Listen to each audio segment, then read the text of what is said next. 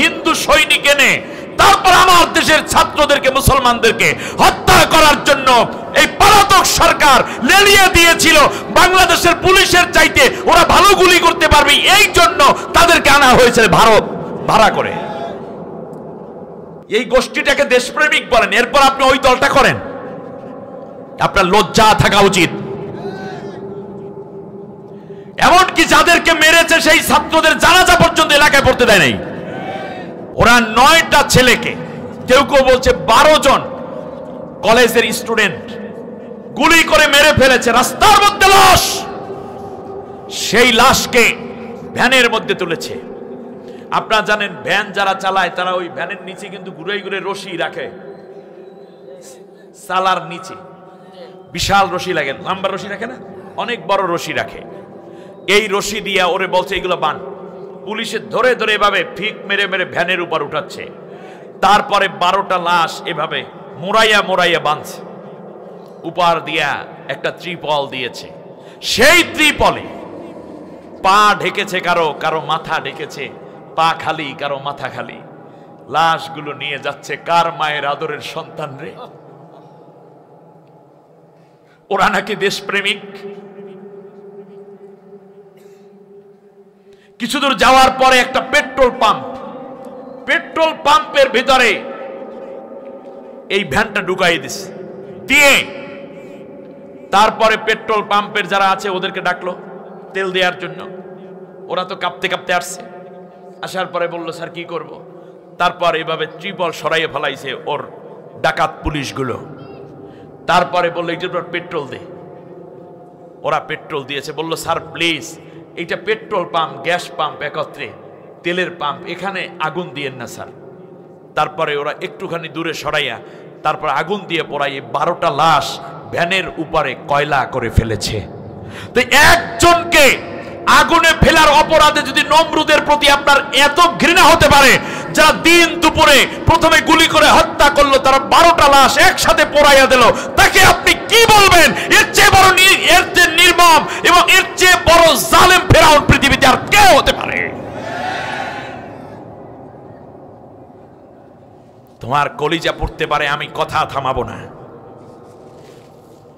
তাহলে শহীদদের প্রতি অবিচার করা হবে। তোমরা চুরি কইরা দেশের টাকা বিদেশে পাচার করার মামলা তোমরা খাইছো। ফার্স্ট টু লাস্ট পুরোটাই চুরিতে ভরা। 36,000 কোটি টাকা এক ব্যক্তি চুরি করেছে।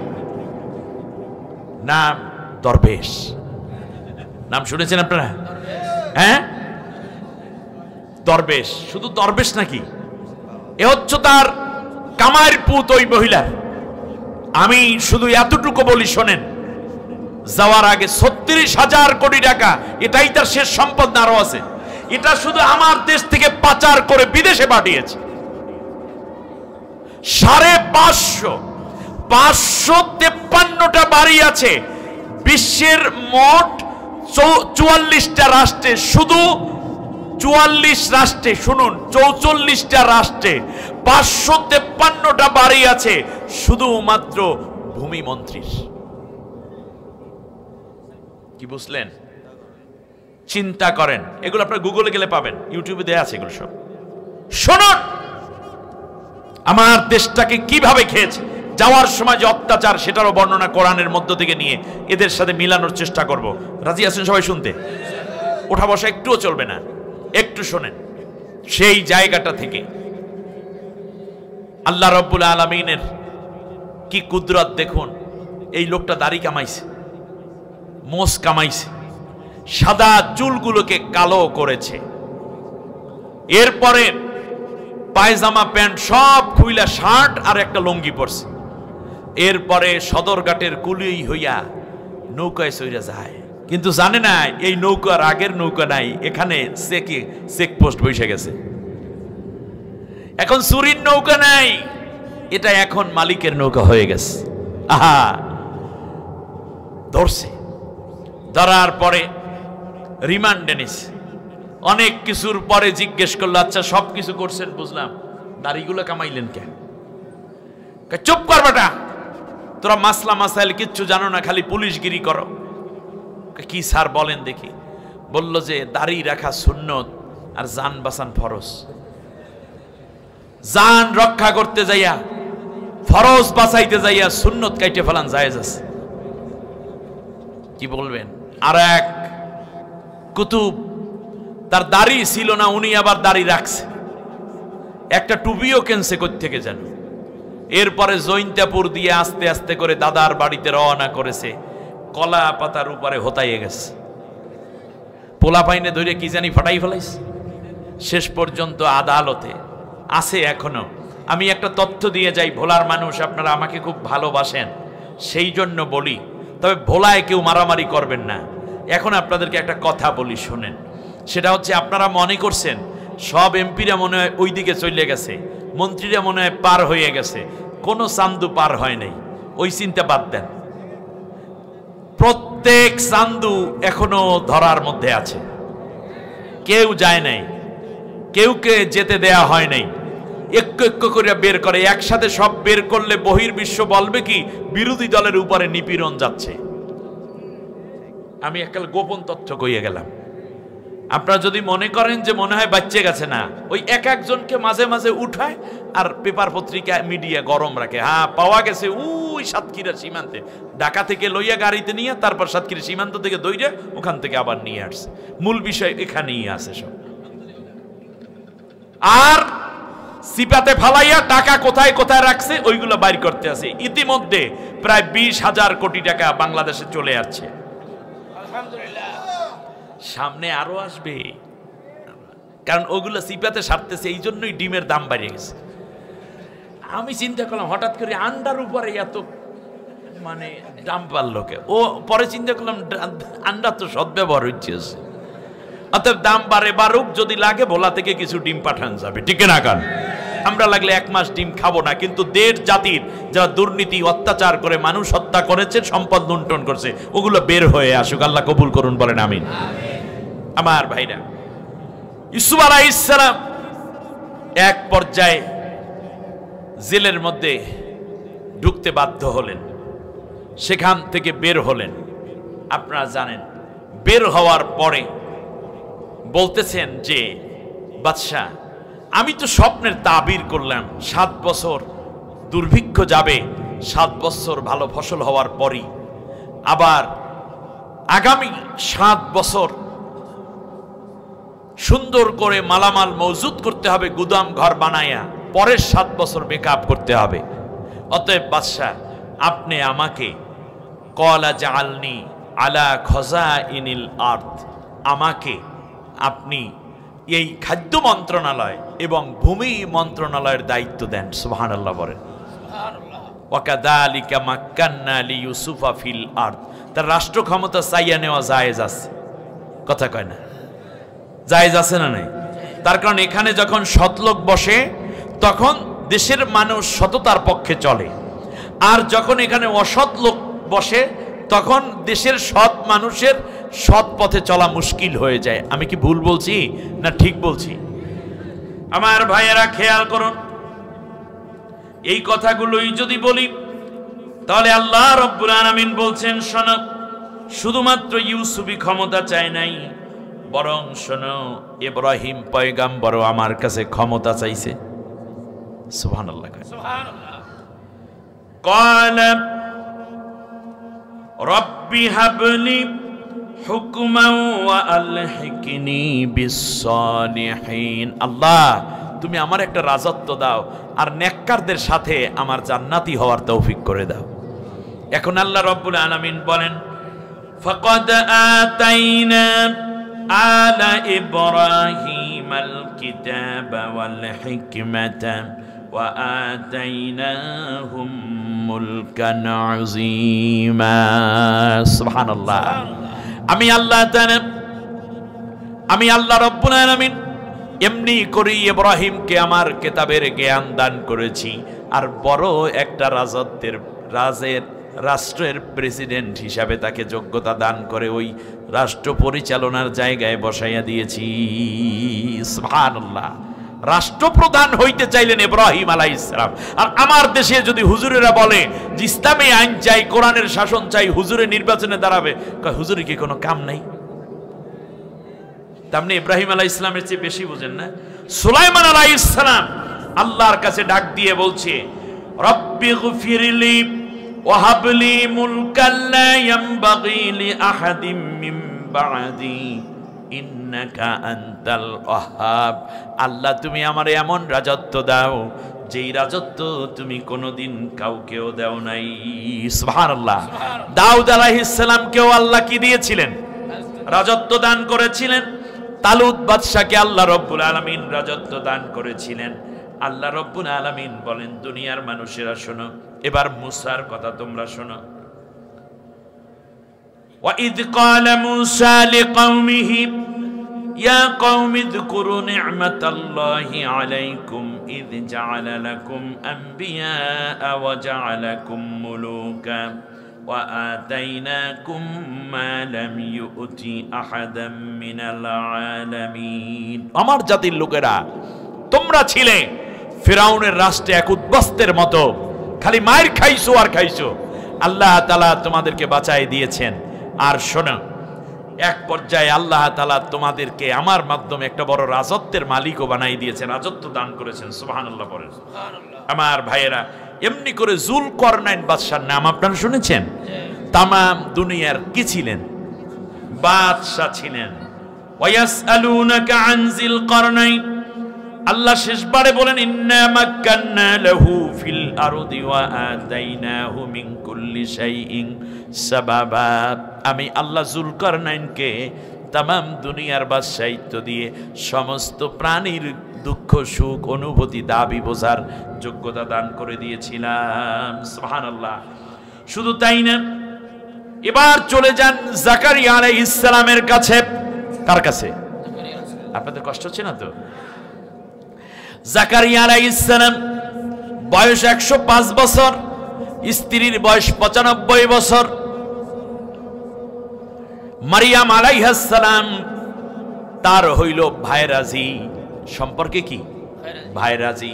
এর মানে জাকারিয়া আলাইহিস সালামের স্ত্রী আর ওই হান্না বিনতে ফাখুজ দুইজনে বোন মরিয়মের মাঝে গর্ভের মধ্যে সন্তান। এখনো সন্তান প্রসব হয় নাই। মা বোনেরা, ভাইয়েরা ভালো করে শুনুন। সন্তান গর্ভে নিয়ে হান্না বিনতে ফাখুজ আল্লাহরে ডাক দিয়া কয়, রব্বি ইন্নী নাযারতু লাকা মা ফি বাতনি মুহাররারান ফাতাকাব্বাল মিন্নী ইন্নাকা আনতাস সামিউল আলিম। আল্লাহ তাআলা, আমার গর্ভের মধ্যে যেই নিয়ামত তুমি দিয়েছো, এইটা আমি তোমার ঘর মসজিদুল আকসার খেদমত করার জন্য উৎসর্গ করে দিলাম। সুবহানাল্লাহ। সন্তান হলো কন্যা। আল্লাহকে ডাক দিয়ে বললেন, আল্লাহ, মনে করেছিলাম পুত্র সন্তান হবে তোমার ঘর আবাদ করার জন্য, পুত্র সন্তান লাগে, কিন্তু ওয়াদাতুহা উনসা, আল্লাহ আমি তো একটা কন্যা সন্তান প্রসব করেছি। আল্লাহ রব্বুল আলামিন বললেন, আমি আল্লাহ চাইলে নারীদের দ্বারাও দ্বীনের খেদমত নিতে পারি। নারীদেরকে দিয়েও আমি দ্বীনের খেদমত নিতে পারি। আপনি দেখুন, হযরতে ওমর রাদিয়াল্লাহু, কষ্ট হচ্ছে মনে হয়, হযরতে ওমর রাদিয়াল্লাহু তাআলা আনহু ইন্তেকাল হয়ে যাবেন। তার পূর্ব মুহূর্তে ওমর রাদিয়াল্লাহু তাআলা আনহু আব্দুল্লাহ ইবনে ওমর, ওমরের ছেলেকে পাঠালেন আয়েশা রাদিয়াল্লাহু আনহার কাছে। আয়েশা নবীর স্ত্রী, হাফসা রাদিয়াল্লাহু তাআলা আনহা ওমরের মেয়ে, তিনিও নবীর স্ত্রী। দেখেন, আমাদের দেশে এক বেটা যদি দুই বিয়ে করে, তার দুই বউয়ের মধ্যে যেমন সম্পর্ক খারাপ, দুই বউয়ের বাবার মধ্যেও সম্পর্ক খারাপ হয়, ঠিক না বলে? এক পর্যায়ে এরকম কিন্তু নবীর পরিবারে ছিল না। হযরতে আয়েশা চলে আসলেন, এসে ওমরের পাশে বসে, উম্মাহাতুল মুমিনিন, আমি তো মুশকিলে পড়ে যাচ্ছি। শেষ করে দেব? হ্যাঁ,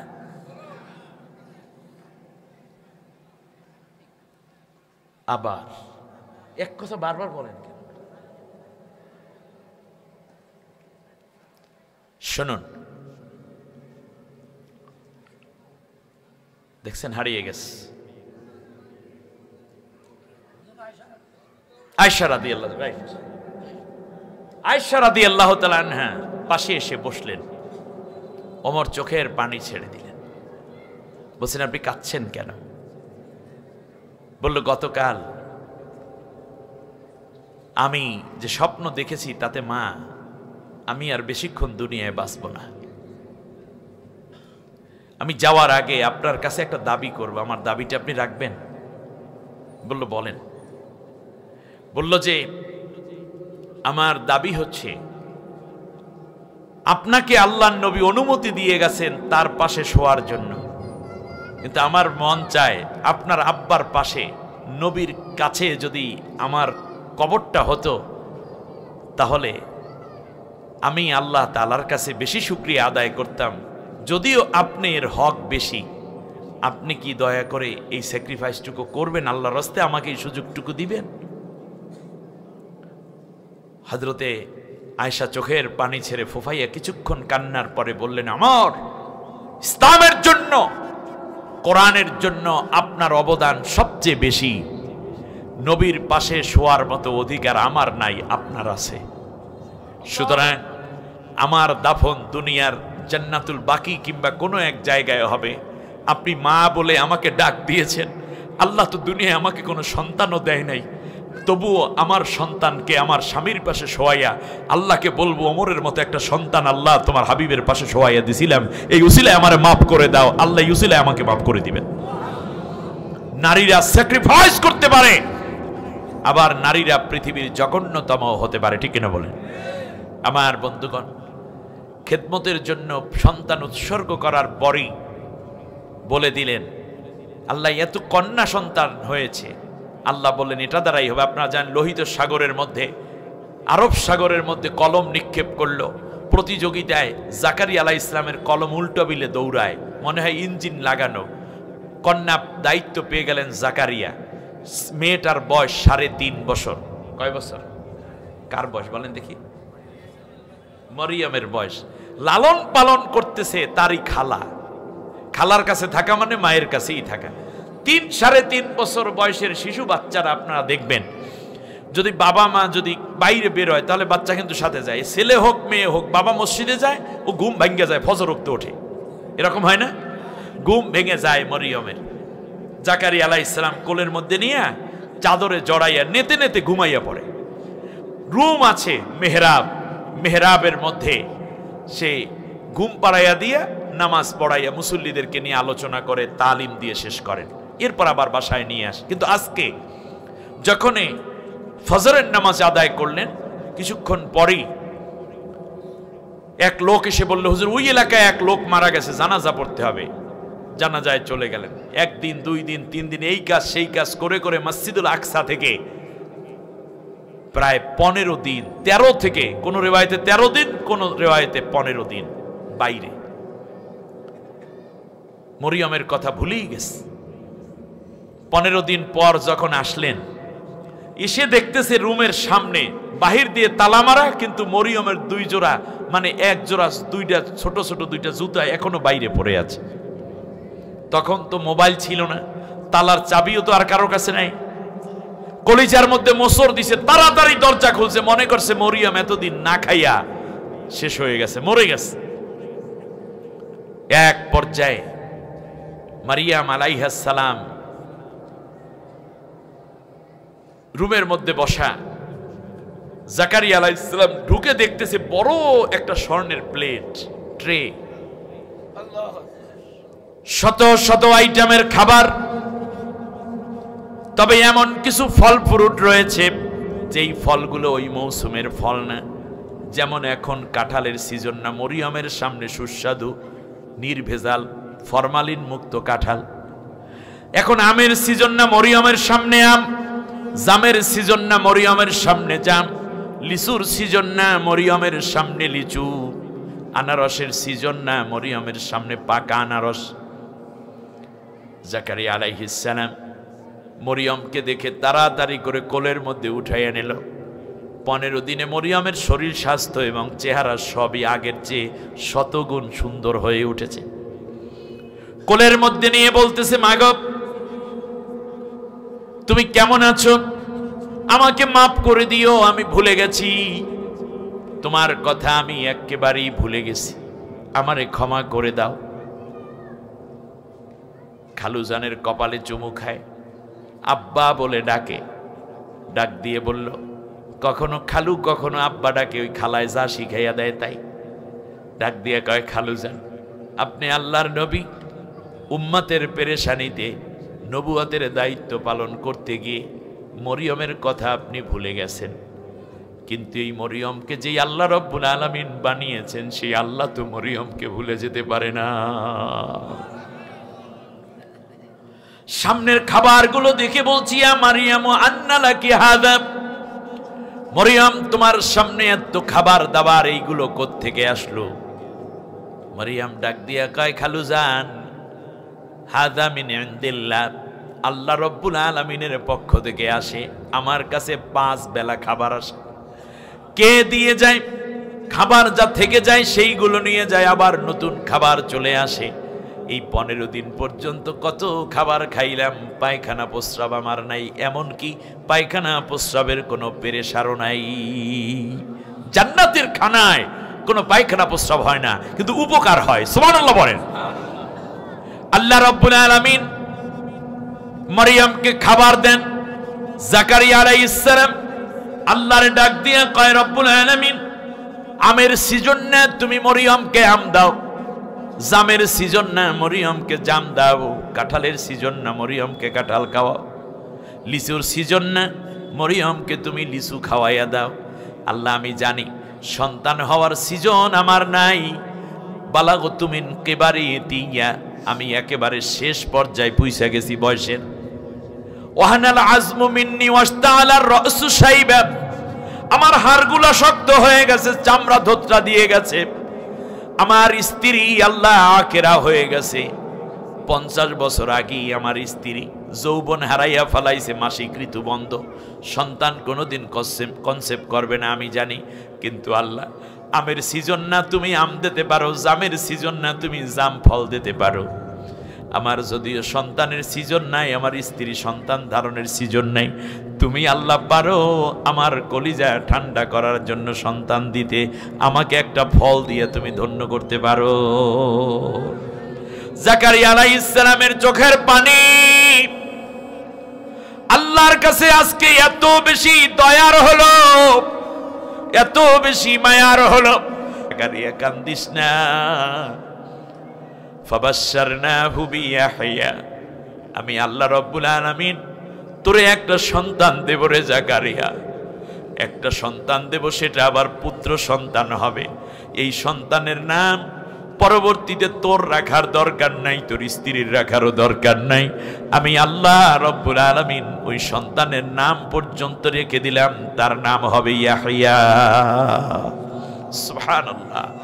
আল্লাহর কাছে ডাক দিয়া কয়, মাবুদ ও সাইয়্যিদা ওয়া হাসুরা ওয়া নাবিয়্যাম মিনাস সালিহিন, আল্লাহ তুমি সন্তান দেবা। দেখুন আল্লাহ একটা সন্তান দিবে এত বছর পর। জাকারিয়া বলতে পারতো আল্লাহ যা দেয় ওইটাই ভালো, কিন্তু না, আল্লাহ তাআলার কাছে আবার যোগ করতেছে, আল্লাহ রাব্বুল আলামিন কেমন সন্তান চাই সেইটা একটু তুমি শোনো। সাইয়্যিদা, আল্লাহ গো তুমি একটা লিডারশিপ ওয়ালা সন্তান দেবা, যেই সন্তান জাতির মধ্যে ডমিনেট করতে পারবে, লিডার হতে পারবে, নেতা হতে পারবে, নেতৃত্বের গুণাগুণ দিয়ে তুমি তারে আমার কাছে সন্তান হিসাবে দিও। আমরা স্ত্রী যদি গর্ভবতী হয় তাহলে নিয়ত করি, আল্লাহ আমার সন্তানকে কোরআনে হাফেজ বানাবো, আল্লাহ কওমিতে পড়াবো, আল্লাহ তাআলা ভালো একজন বক্তা হয় যেন, আল্লাহ ভালো যেন একটা কি হয় হুজুর হইতে পারে, আল্লাহ ভালো একটা বড় মাদ্রাসায় যেন চাকরি করতে পারে। আর নবী নিয়ত করতেছে কি? আরে ভাই তাই বলে কি হাফেজ হবে না, আলেম হবে না? হবে তো হবে, কিন্তু আপনার সন্তানের জন্য আপনি যে নিয়ত করলেন, নেতার নিয়ত আপনিও করেন নাই, অথচ আপনি দোয়া করেন রব্বানা হাবলানা মিন আজওয়াজিনা ওয়া যুররিয়াতিনা কুররাতা আয়ুনি ওয়াজআলনা লিল মুত্তাকিনা ইমামা। আল্লাহ তুমি আমার সন্তান আমার স্ত্রীকে চক্ষু শীতলকারী বানাইয়া দাও, আর তুমি আমারে মুত্তাকিনদের লিডার বানাও, ইমাম বানাও। আল্লাহ তাআলা এই জাতির আমারে মেম্বার বানাও, চেয়ারম্যান বানাও, এমপি বানাও, মন্ত্রী বানাও। নামাজের মধ্যে এই কথা বলেন, আর আপনি পরবর্তীতে লিডার হইবেন তো দূরের কথা, লিডারের দেখলে নিজের মেম্বার ছাইরা দিয়া তার জন্য আপনি ছেড়ে দিয়ে বলেন আপনারা থাকতে আর লাগে না আমাদেরকে। কি আপনি দোয়া করেন কি আর বুঝলেন কি? এর মানে নেতৃত্ব যদি ভালো হয় তাহলে গোটা জাতি ভালো থাকে, ঠিক না বলেন? আর নেতা যদি মন্দ হয় গোটা ভালো মানুষগুলো মন্দের দিকে ঝুঁকতে বাধ্য হয়ে যায়। আমার নবী এই জন্য দোয়া করেছেন, আল্লাহ তাআলা রব্বি আদখিলনি মুদখালা সিদক ওয়া আখরিজনি মুখরাজা সিদক ওয়াজআলনি মিন লাদুনকা সুলতানান নাসিরা।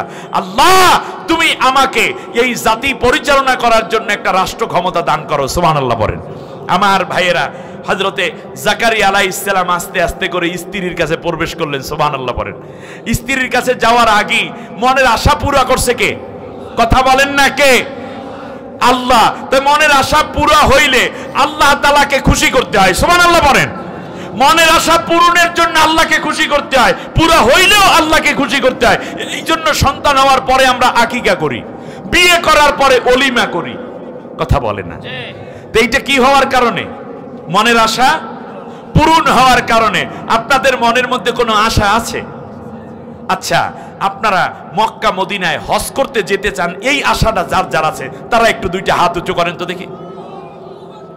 আরে আল্লাহ গো, এই ভোলার মানুষগুলো অনেক ধনী না, কিন্তু মনের একটা আবেগ, আল্লাহ মক্কা মদিনা যাবে, কোরআনের মাঠ, আমি মুসাফির, আল্লাহ একটা আশা মাত্র তুমি পুরা করে দিও।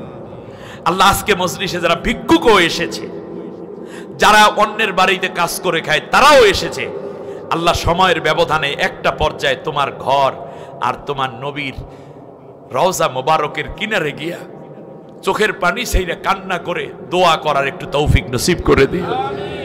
জমজমের কিনারে দাঁড়াইয়া হাউজে আল্লাহ তাআলা জমজমের পানি পান করার তৌফিক দিও। মিজাবে রহমতে দাঁড়িয়ে কান্না করার তৌফিক দিও। হাজরে আসওয়াদ চুমু খাওয়ার তৌফিক দিও।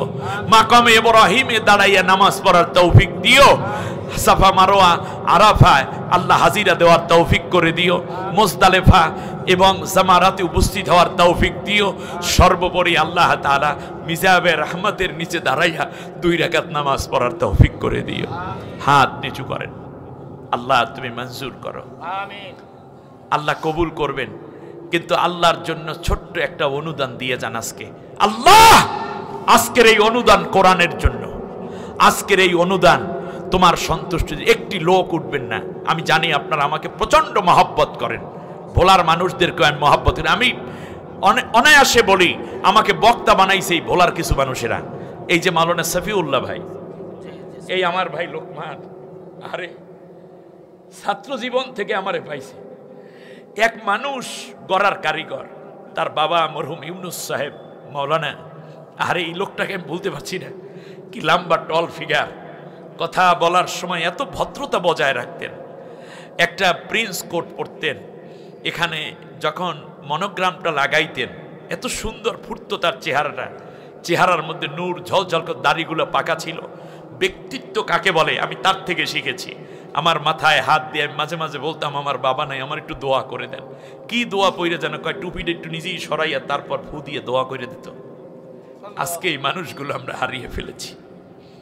আমাদের এই যে দরুন বাজারের মাওলানা আবুল কাসেম ভাই, আমি বলবো না, এই মানুষগুলো সাদাকায় জারিয়ার সওয়াব পাবে। আমার পাশে বসে আমার নজরুল ভাই, ভোলা তো আমার ঘরবাড়ি। এই দিক থেকে যদি চলে যাই তাহলে লালমোহনে আছে হাসান ভাই, আমারে বক্তা বানাইছে। বিশ্বাস করেন, এরকম অনেক মানুষের নাম আমার মনে পড়ে। এই ভোলাতে আমাকে হাদিয়া তোহফা কি দেয় সেইটা খেয়াল নাই, কিন্তু আমাকে গড়ার জন্য তারা ছিলেন পাগলপাড়া আমার ভাইরা।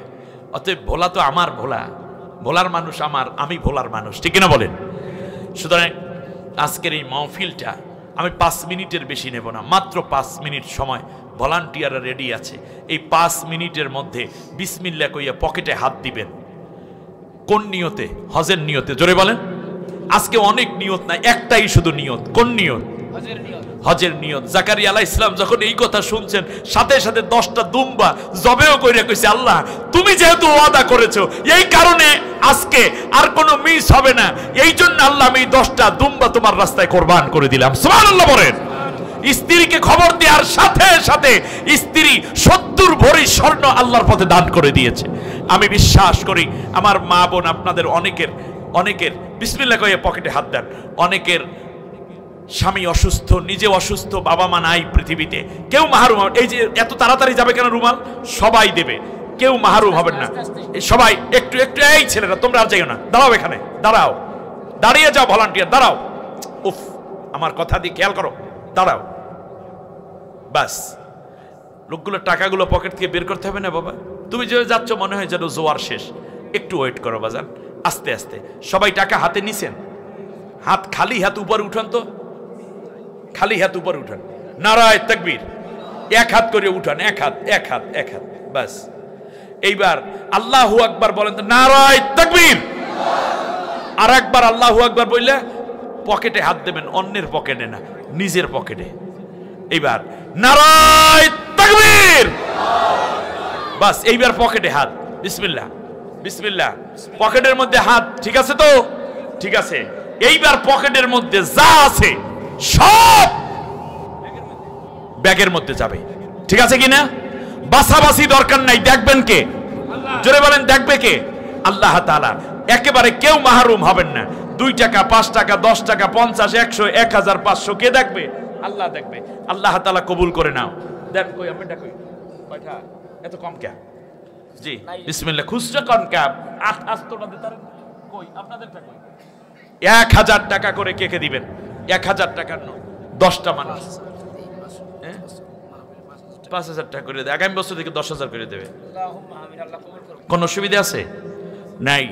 আল্লাহ আজকে যারা দান করলেন, তুমি সবাইকে হাজির হওয়ার তৌফিক দাও। জোরে বলেন আমিন, আরো জোরে বলেন আমিন। আমার ভাইরা, এবারে আসি। হযরতে ইউসুফ আলাইহিস সালাম চেয়ে নিয়েছেন, এবার ফেরাউন এর দরবারে রওনা করছে মুসা আলাইহিস সালাম ভিক্ষা আনতে, নাকি? কথা কয় না, দূর।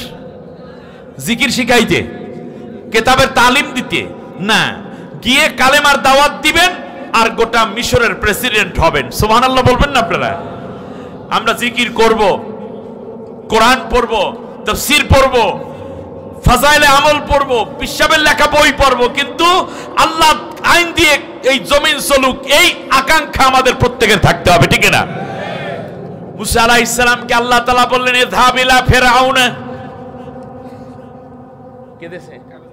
কাগজের মধ্যে পাইছে 1000 টাকা। লিল্লাহি তাকবীর। আমি 10টা মানুষ 1 মিনিটের মধ্যে চাবো, 1 মিনিট, যে মাওলানা সাহেব, আরে আমার এখানে অল্প কয়টা দাড়ি, তখন থেকে কাচিয়া চৌমোহনের মাহফিলে আমি বক্তা। স্কুল বাড়ি বাজারে আমাকে বক্তা বানাইছিলেন নূর মোহাম্মদ ফকির সাহেব। আরে আল্লাহর বান্দা দুনিয়ার থেকে বিদায় হয়ে গেছেন, আমার এবারত শিখালেন। বলছি এইভাবে না বলে এভাবে বলবেন, তাহলে মানুষেরা বেশি আকৃষ্ট হবে। আল্লাহ নূর মোহাম্মদ ফকিরের কবরটাকে তুমি জান্নাতের টুকরা বানিয়ে দাও। আমার ভাইয়েরা, খুব মজার আলোচনা। মুসা আলাইহিস সালাম, আল্লাহ তাআলা বললেন, যে মুসা তুমি এবার ফেরাউনের দরবারে যাও। আল্লাহু আকবার বলবেন না? মুসা আলাইহিস সালাম কয়জন?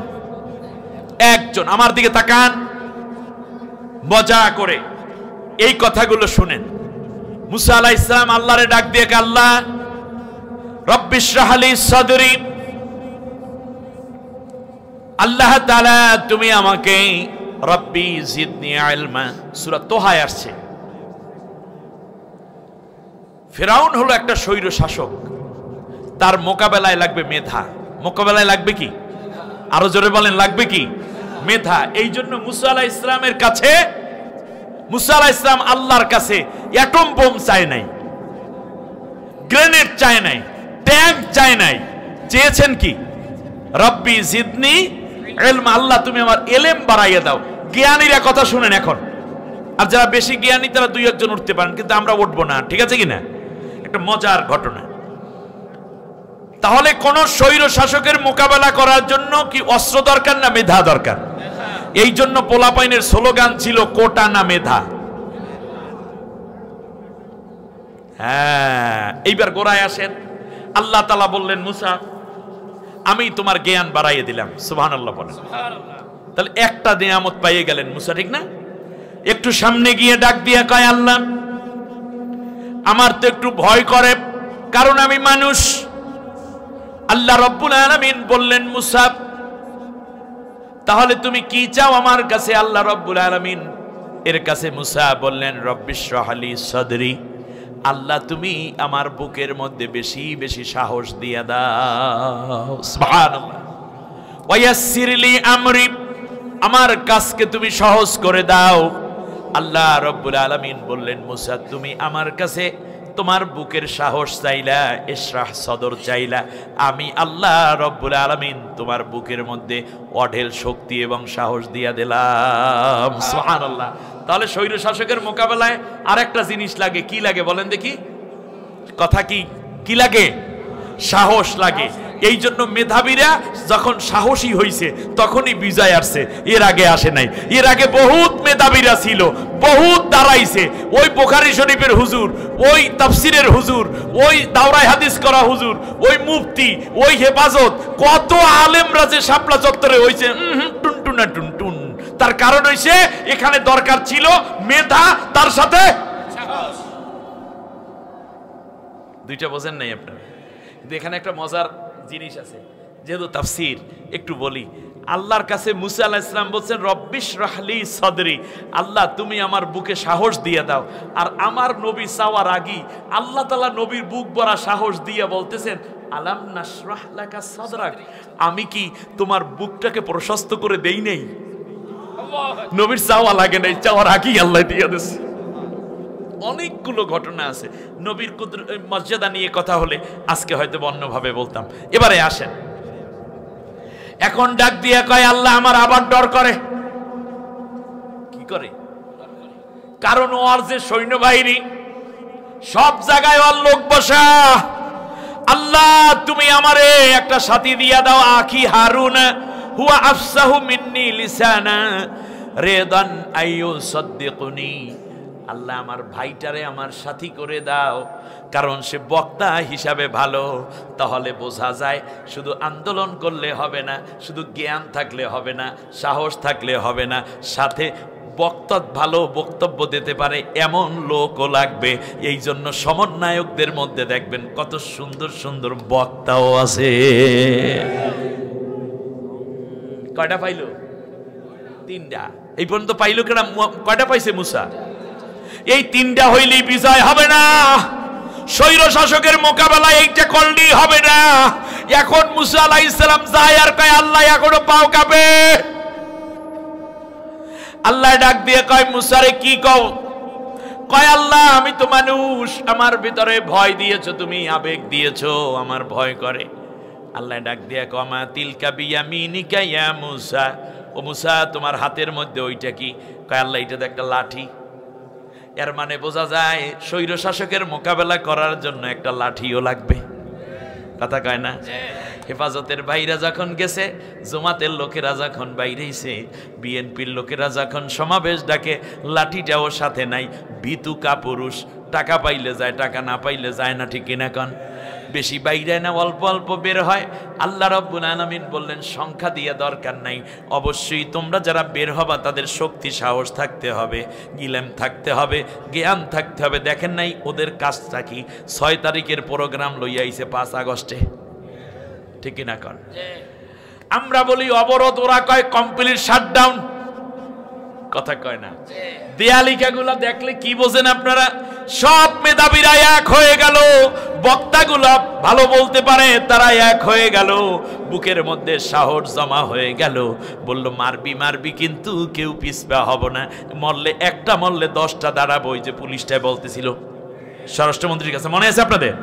স্বরাষ্ট্রমন্ত্রী উচিত ছিল কলার তলে একটা থাপ্পড় মারা, তুমি কার মায়ের সন্তানকে হত্যা করেছো? তা করে নাই, কারণ ওরাও তো খুনি, পালাইছে ইচ্ছায়। এবার খেয়াল করুন, যখন এই কথাগুলো বলা হলো, মুসা আলাইহিস সালাম বললেন, মুসা এই লাঠিটা ছাড়বি না। সাইদের হাতে কি ছিল? আবু সাইদের হাতের মধ্যে কি? মুসার উত্তরসূরি মিলে যাবে কথা সামনে। যারা চলে যাবেন না তারা পাবেন, গেলে কিছু পাবেন না, বউ পাইবেন। ঠিক আছে, এবার খেয়াল করেন, আবু সাইদের হাতে লাঠি, মুসার উত্তরসূরি, সুবহানাল্লাহ পড়ে। এই লাঠির মধ্যে ছিল বিজয়। ছেড়ে দাও, তোমার এই লাঠিটাই একদিন মুসার সব কারিশমা খাইয়া ফেলাইবে। ঠিক না বলেন? ওদের অস্ত্র, গোলা বারুদ, সৈন্য সামন্ত, grenade, sound grenade, tear shell, সব কিছু নাস্তানাবুদ হয়ে গেছে এই সামান্য লাঠির কাছে। এটা মুসার লাঠি। যুগে যুগে মুসা আসবে না, কিন্তু লাঠি একটি প্রতীক হয়ে থাকবে কিয়ামত পর্যন্ত।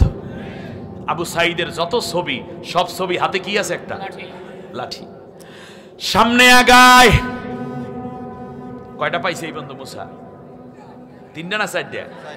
কি পাইছে? 1 নম্বরে জ্ঞান, দ্বিতীয়বারে সাহস, তৃতীয়বারে বক্তা, চতুর্থবারে লাঠি। এই তো বলছে, এই 4টা জিনিস পাইল। এখন আল্লাহরে ডাক দিয়ে কয়, মালিক এখনো সামনে যাইতে কেমন কেমন জানি পরানটা দুরু দুরু করে।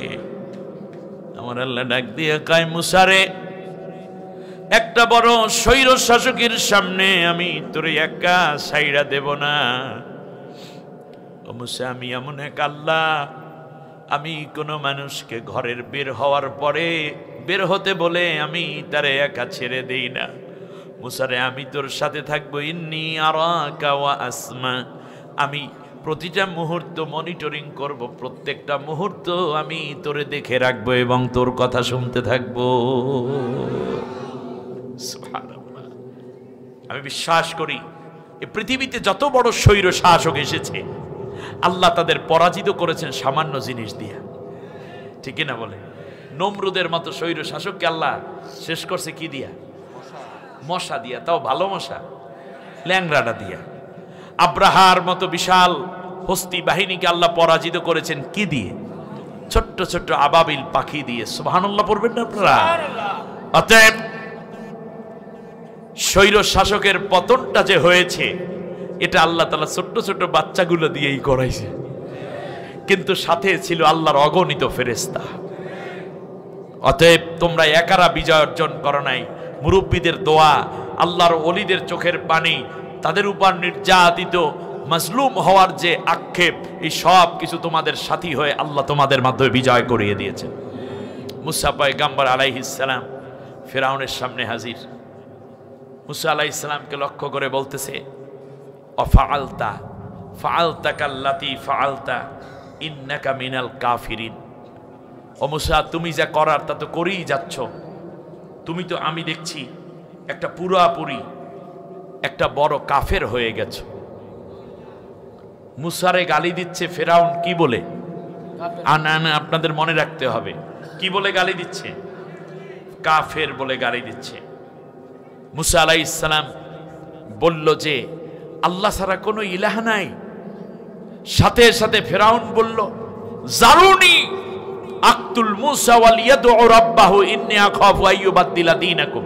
আমাকে ছেড়ে দাও, আমি একা ইলাহা, আর কোনো ইলাহ নাই ইল্লাল্লাহ, আল্লাহ ছাড়া, আল্লাহ ছাড়া কোনো ইলাহ নাই।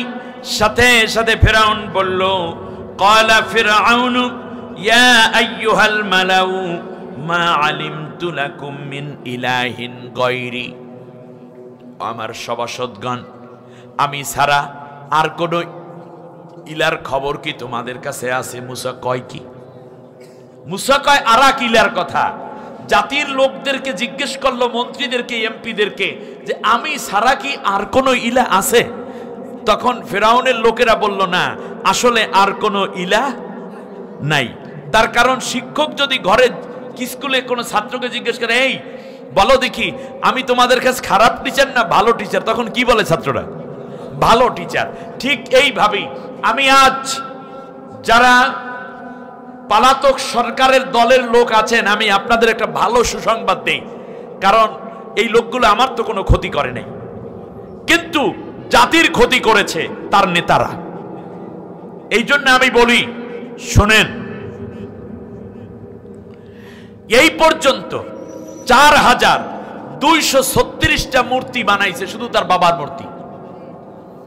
4000, আপনি গুগলে সার্চ দিলে পেয়ে যাবেন, 4236টা। এতে করে কত হাজার কোটি টাকা খরচ করেছে। শুধু কি মূর্তি বানানোর জন্য বানাইছে নাকি অন্য কোনো উদ্দেশ্য আছে? উদ্দেশ্য আছে। আমি বলি, এই জন্য পড়ার মধ্যে ভালো করে শুনুন, জ্ঞানীদের জন্য কথা বলে যাই, পড়ার মধ্যে মূর্তির প্রতি বাচ্চাদেরকে বেশি আকৃষ্ট করা হয়েছে, যেমনটা ফেরাউন করেছিল।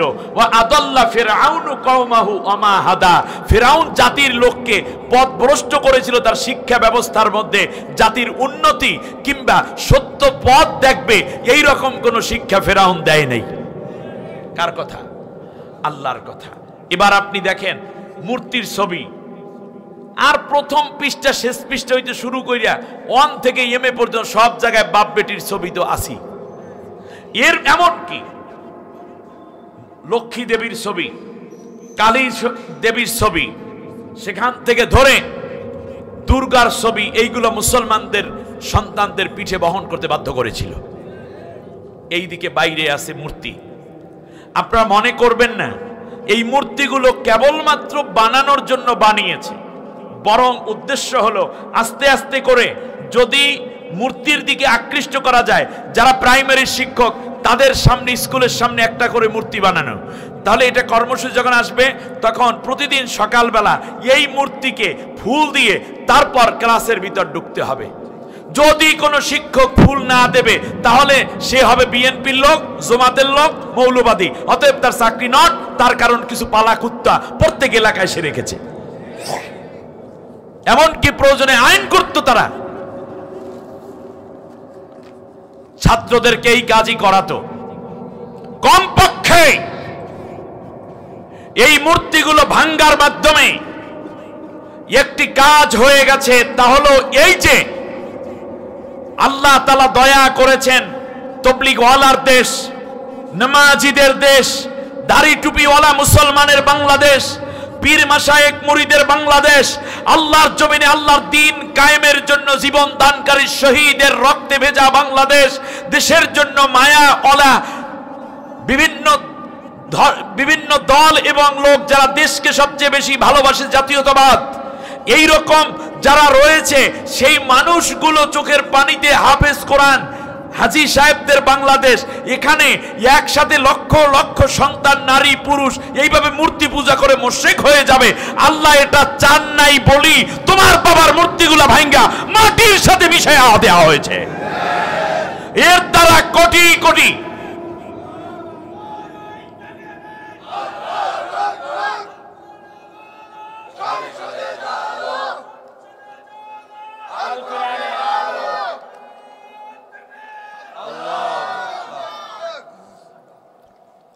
এর দ্বারা কমপক্ষে আল্লাহ রাব্বুল আলামিন কোটি কোটি মানুষকে শিরকের গুনাহ থেকে বাঁচার ব্যবস্থা করে দিয়েছে।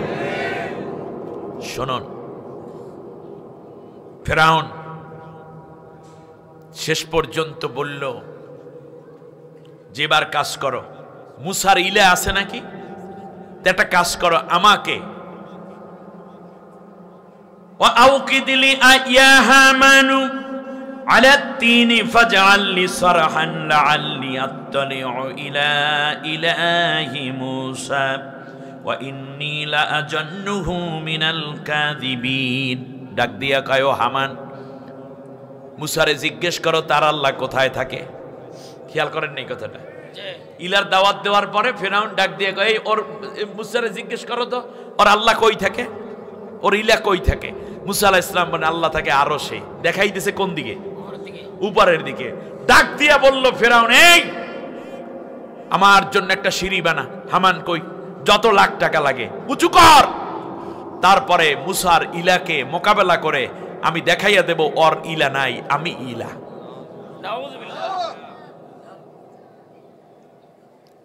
কত বড় অত্যাচার থেকে, কত বড় ইমান বিধ্বংসী কাজ থেকে আমরা বাঁচছি একটু পরে টের পাবেন। শুধু তাই না,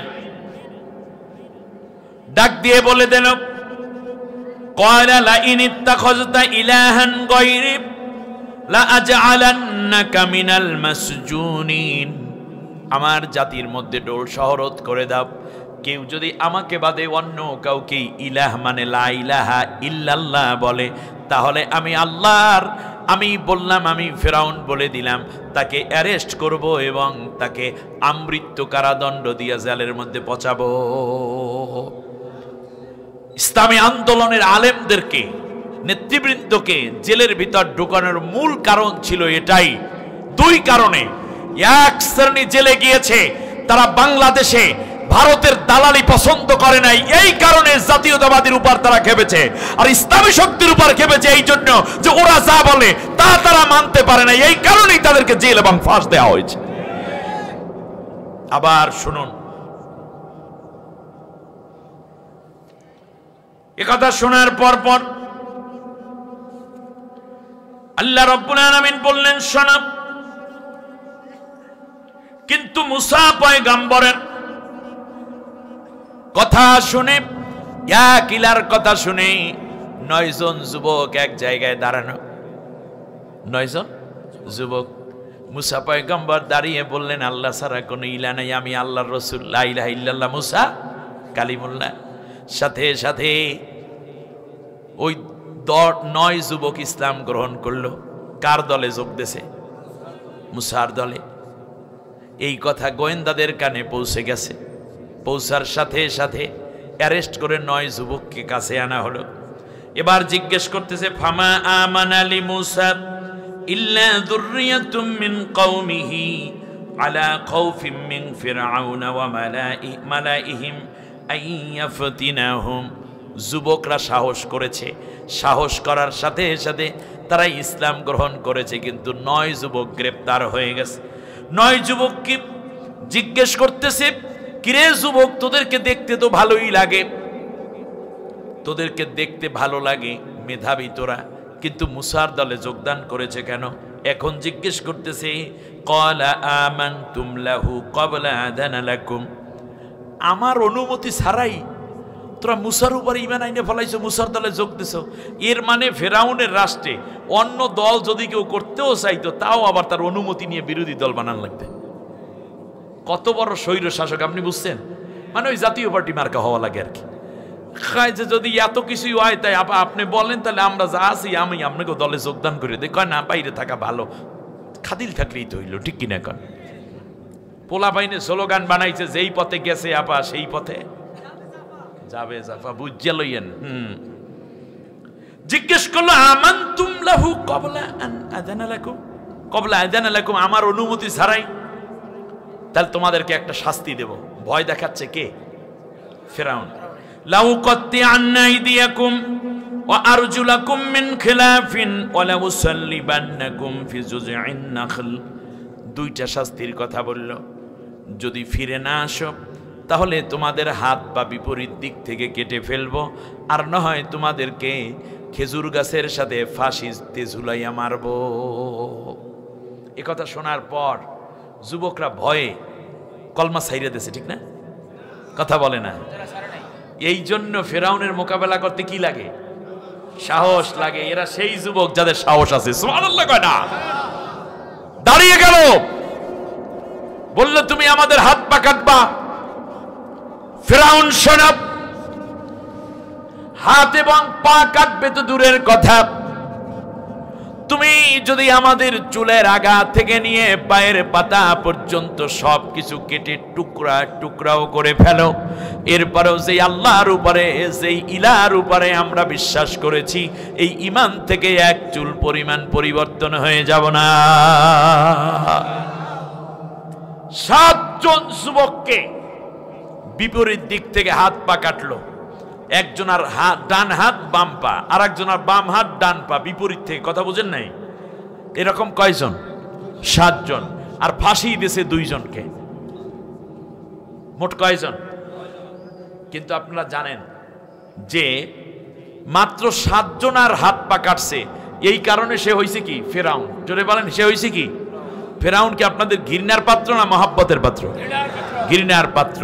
কিন্তু আপনি কি জানেন 5 আগস্ট পর্যন্ত যত গুলি ছোড়া হয়েছে নিরীহ নিরস্ত্র ছাত্র ছাত্রীদের উপরে, ফলে তাদের হাতে বুলেট লেগেছে, হাত কেটে ফেলতে হয়েছে, পায়ে বুলেট লেগেছে, পা কেটে ফেলতে হয়েছে, কারো হাঁটু পর্যন্ত, কারো পায়ের পাতা, কারো পায়ের গিরা, এমনি করে করে এ পর্যন্ত তাদের হাত পা কেটেছে।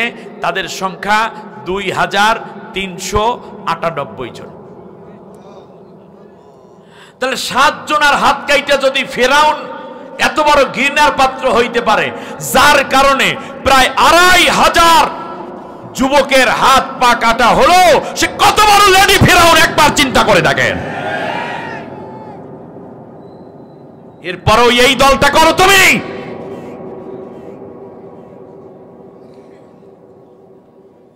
ইব্রাহিম আলাইহিস সালামকে আগুনে ফেললো নমরুদ। কয়জনকে ফেললো নমরুদ? কথা বলতে হবে আমার সাথে। মাত্র একজনকে। তাতেই যদি নমরুদ হতে পারে, এত বড় ঘৃণিত, 5 আগস্টে